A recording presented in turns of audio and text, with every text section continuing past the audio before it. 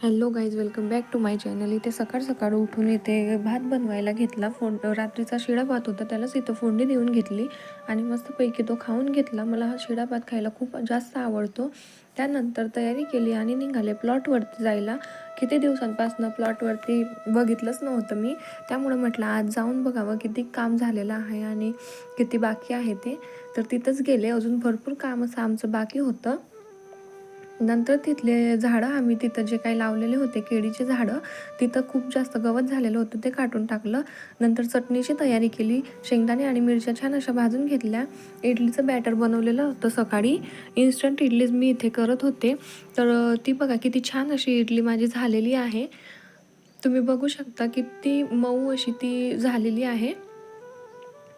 हे इडलीचं बॅटर माझ्या मम्मीनेच मला बनवून पाठवलेलं होतं. पीठ रेडीमेड तयार करून पाठवलेलं होतं. Thank you for watching.